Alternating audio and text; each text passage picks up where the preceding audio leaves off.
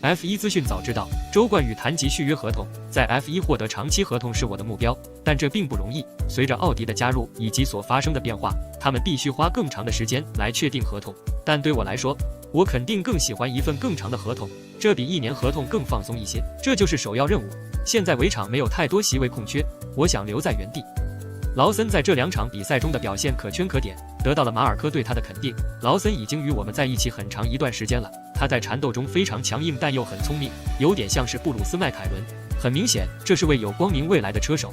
他在蒙扎展现出了他的速度，这是一个很好的迹象。但是他还在参加日本的超级方程式，并且他在一场极其困难的年度冠军争夺战中位列第2，那里的赛车速度比 F2 更快。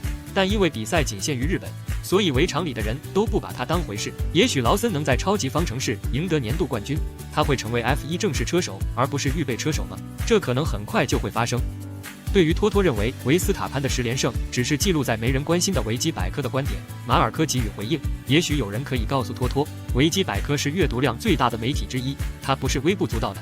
我们很高兴能保持这些记录。我们与梅奔的不同之处在于，我们着眼于自己的车队以获得最佳表现，专注于做自己的事，而不是像他们那样编造这些故事。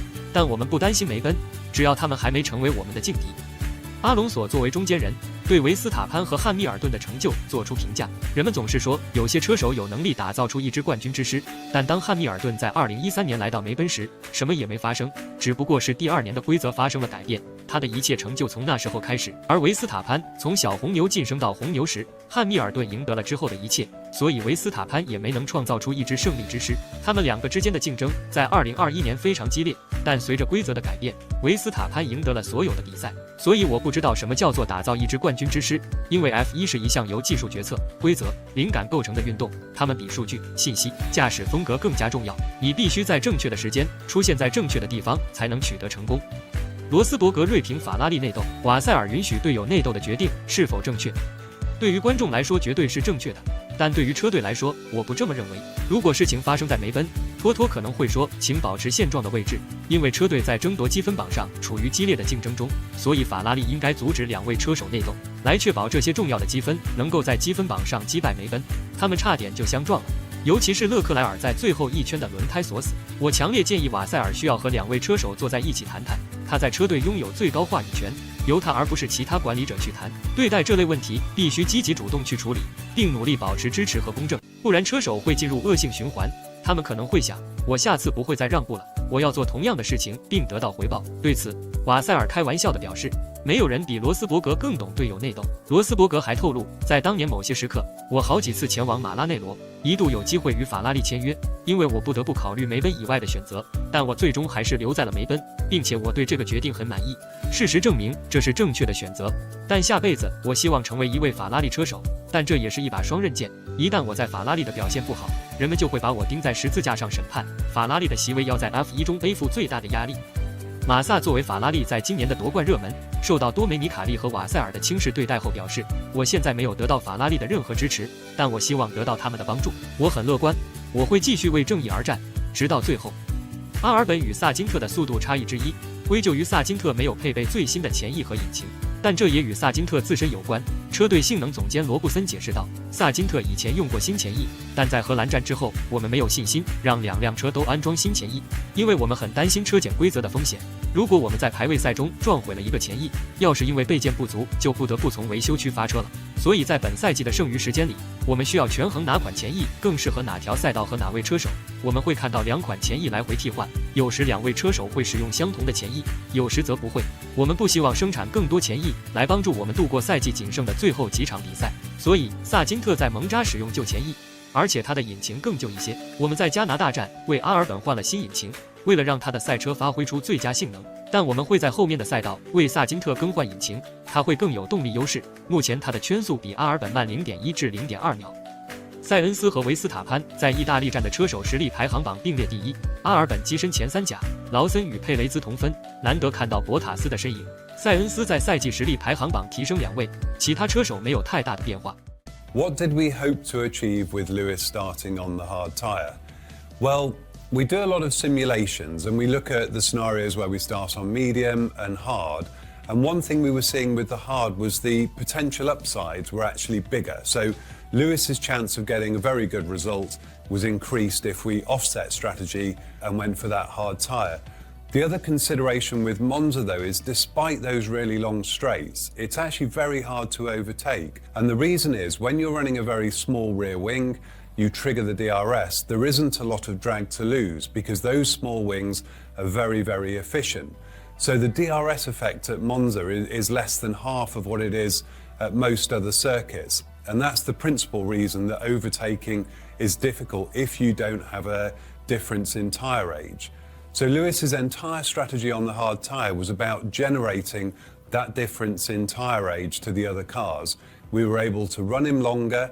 He was then on a fresh medium at the end of the race when all the other cars, the McLarens, the Williams, Alonso, were on their older hard tyres, and that was enough to generate the overtaking delta that he was able to get through. There were points in the race where a safety car would have been very beneficial to Lewis. If all the medium runners had already come in and he was still out on his hard tyre, not having stopped. But ultimately, that didn't happen, and at the end of the day, the 6th place that Lewis achieved was the best possible result. Can you change your tyres if the race start is aborted? And if we could, would we have considered changing to the medium? Well, the first part of the question is no, you can't. If it's just an aborted start, you have to keep the tyres fitted to the car. Now, race control can decide if the weather has changed or if there's a longer delay that you are allowed to do that, and they would have delayed the start and messaged the teams to let them know that they were able to change tyres. The second bit of that question though is would we have wanted to change? No, we wouldn't, because what we were actually trying to achieve was an offset to most of the field to try and make sure Lewis was on a different strategy. So actually we were quite pleased to see that the vast majority of the cars were all starting on the medium because that was the key ingredient for his race to work. Was there any damage to Lewis's car after the incident with Oscar? No, we were quite lucky because the contact was all on the wheel rim and the tyre. So there's a little bit of damage to the rim, there's a bit of damage to the wheel cover on it, but nothing that would have affected the performance of the car. What do we take from George's performance in Monza? And without that 5-second penalty, would he have been able to challenge the Ferraris? Well, George had a really good weekend, and perhaps the highlight was the performance in qualifying. We'd had a difficult Friday. We were struggling to get the grip out of the soft, the C5 tyre, but a really good turnaround by the team going into Saturday, and to qualify on the second row was a real achievement. Fundamentally in the race though, we didn't quite have the pace, and it seems that when we go to the low downforce settings, Ferrari get more competitive, and in Monza it looked like they had 1.5 to 2.5 tenths of performance on us. Now, when you've got that kind of advantage, it's very, very difficult to challenge anyone on strategy. So ultimately, the best that we could have achieved was the P5 with George behind the pair of Ferraris. Will the Singapore track suit the car more?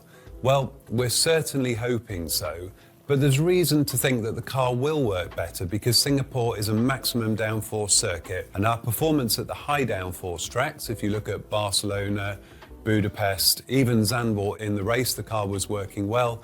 We've had pretty strong performance. So we're hoping to be able to be a bit quicker there and get back to a position where we can challenge for podiums. Now, the track though does throw up some pretty unique challenges, and we've also got some layout changes for this year. So there's a sequence of 4 corners near the end of the lap. They've been removed where the track used to go underneath a grandstand through a tunnel. That's now gone, so we've got a longer straight, which will change a little bit how the tyres are working. There's a bit less energy there, but it's also an abrasive tarmac. We've got the softest 3 compounds, so it's a pretty tough race on the tyres, and it's also a bumpy street circuit, and added to that, the race is run at night. So plenty of challenges for us to try and tackle to get our heads round, but as I said, we're going there optimistic for a strong performance. What kind of pizzas did we have this weekend? Well, I gather a lot of pizza was eaten in Italy, but I was actually back in the race support room. So there are a few races a year where I'll join the team of engineers, strategists in the race support room, and it's great to get a bit of a view of how it's working back here. Now, my seat on the pit wall was taken by our own Italian engineer, Riccardo, and that's great because it gives him an opportunity to keep in touch with everything that's going on at the track. But for pizza, well, I had to make my own. I did that at home, and I'm sorry to say it was only a margherita.